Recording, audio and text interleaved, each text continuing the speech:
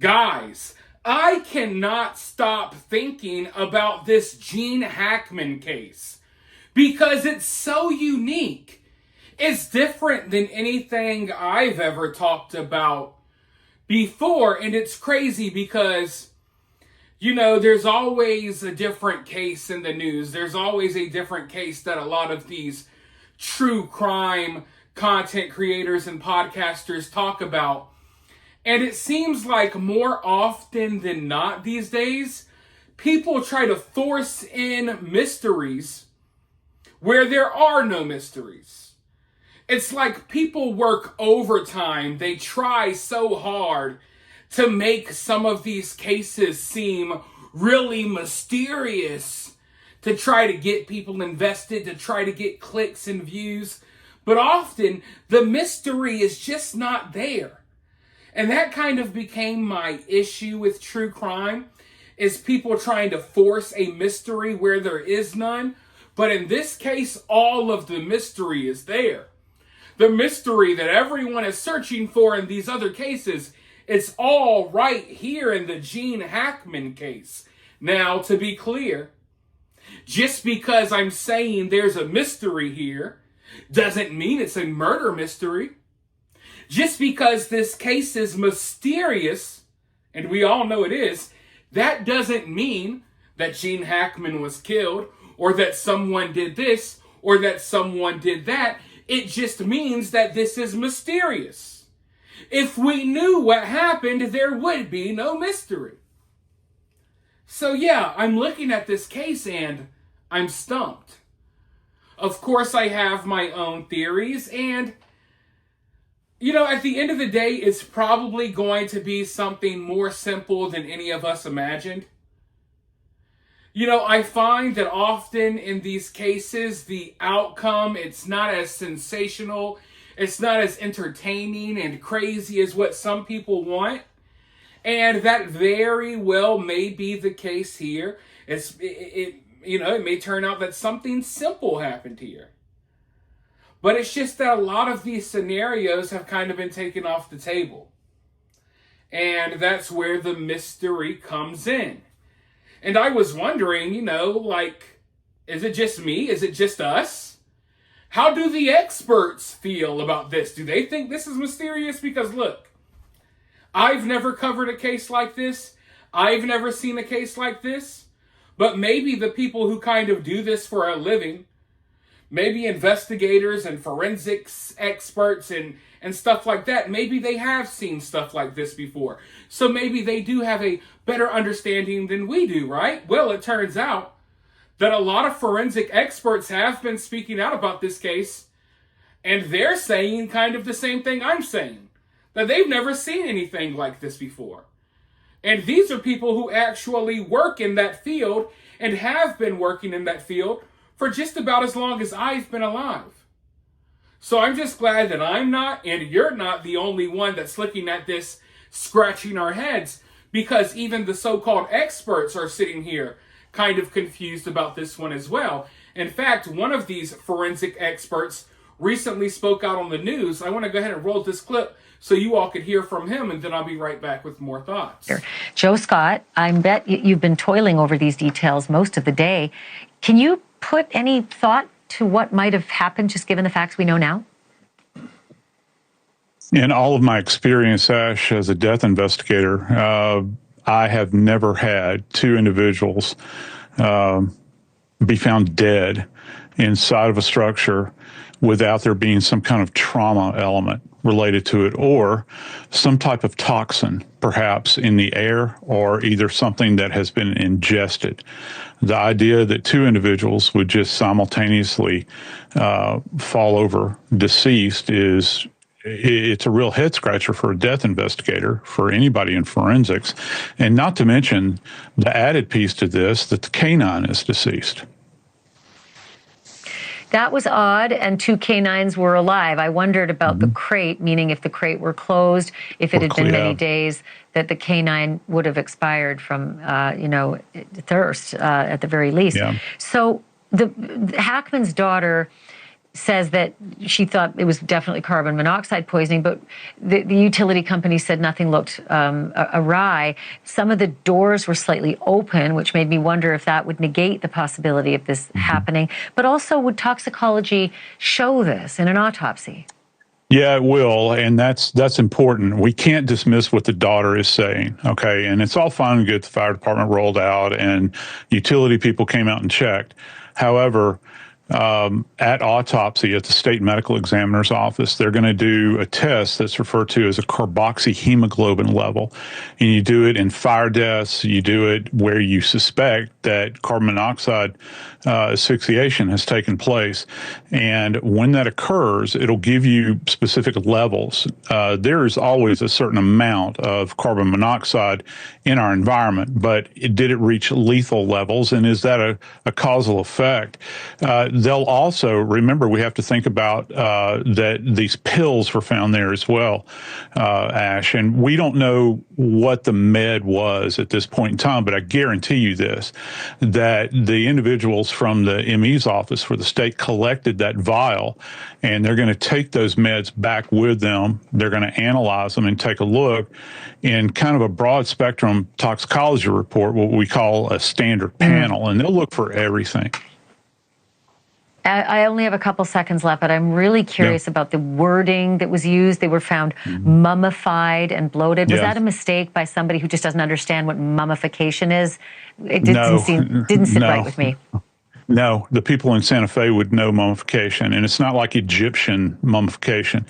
That's an arid climate, okay? Plus, we're in the wintertime. It's doubly absent any kind of humidity in the air out there. And so the skin, the tissue actually dries out significantly and with a lot more speed than it would, say, down here in the deep south where I live, or even up north where you have a lot of humidity. So that is certainly something of interest that they'll have to take a look at. And most importantly, we have to know when they were last seen alive and why was that front door open. Joseph Scott Morgan, I always appreciate it. Now, obviously, all of us want to know what happened here. We all have our various theories. We all have questions. And this case is so unconventional. This case is so weird that when speculating or going over the possibilities into your mind, this case will send you to some pretty weird places, right? Like when going over the possibilities of what happened here, you kind of got to go over some weird possibilities because this case is not the conventional case that we're used to. Oh, this is a clear-cut murder. We think this is the suspect or that's the suspect. This isn't that type of case. So it leads you into interesting directions when asking questions and just pondering over what could have happened here. And one of the places my mind went was, hey, was this some sort of pact? Was this an agreement that they both had to go out together on their own terms? Now, usually I would never even go that route. But I feel like this story is so unique and so weird that it kind of forced me to go that route. Now, this is just one of many theories I have. I'm not dead set on this. I'm not telling you that this is what happened. I'm not even telling you that I 100% believe that this is what happened. It's just a possibility that I'm floating around out there. But I've seen a lot of your comments, and a lot of you all made a great point. If this was a pact, and Gene and his wife decided that they were going to go out together on their own terms, then wouldn't they have been found together? Wouldn't she have laid down next to her husband and they kind of quietly, I guess you could say peacefully, leave the world together? I think that's a great point. And I've seen a few people make that point down in my comment section. And it is a great point. If this was some sort of pact or agreement, you think they would have been found together. But then again, another theory that I have is maybe she found her husband dead and she just couldn't take it. She didn't want to be here without him. So she just ended herself. But if that's the case, would she have ended herself in the same room with her husband? Would she have laid down with her husband before doing whatever she did? Swallowing a bunch of pills or something along those lines? So I do think that's a great point. And that point kind of steers me away from those theories, although I do think those theories are possible. But like I said, I'm not trying to tell you what to think. I'm not even telling you what I 100% think, because I don't know what to think. I have various thoughts, various theories, but I don't have anything concrete. You know what I mean? So all I will say is that right now, when I look at this case, I think it's more likely that something weird happened between Gene and his wife. And I don't mean a fight or anything like that. I think that it's more likely that something weird happened there, like one of them decided to take their life or something like that, as opposed to someone like secretly coming in their house and killing them without leaving any evidence or marks or anything like that. Right? So when I'm weighing up the possibilities, I do think anything is possible. I just think it's more likely that there's a weirder explanation as opposed to, oh, someone just came in here and killed them. And of course, like I was mentioning at the beginning of this video, it's also it's extremely likely that the explanation we're going to be given is going to be more simple than any of us think. And it's not going to be as exciting and as crazy as what some people picture in their mind. That happens often in these cases. The explanation is more simple than you think. And maybe there is a simple explanation here.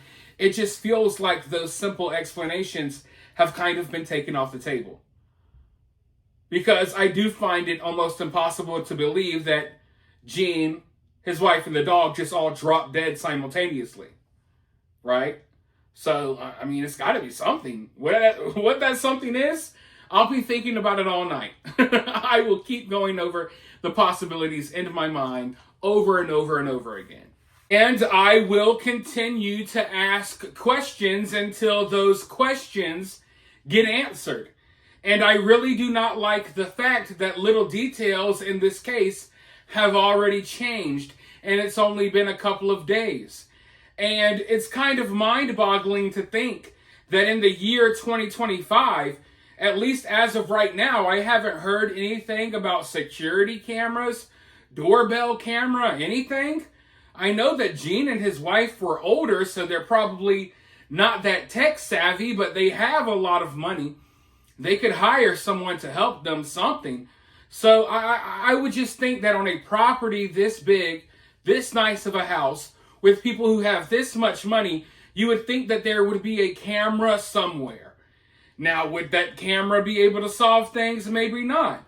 But at the very least, maybe that camera would show us, hey, when was the last activity in this house?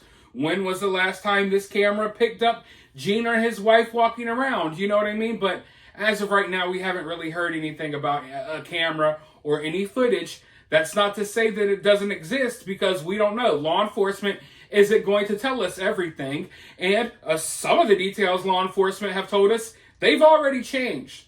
And I think people need to really keep that in mind, that these details have already changed, and some of these details may still change. But as of right now, still a lot of questions. I'll keep asking. You let me know what you think down in the comments below. If you have any questions, ask down in the comments below. While you're down there, hit that thumbs up, hit that subscribe, ring that notification bell, and I'll talk to you all very soon in the next one.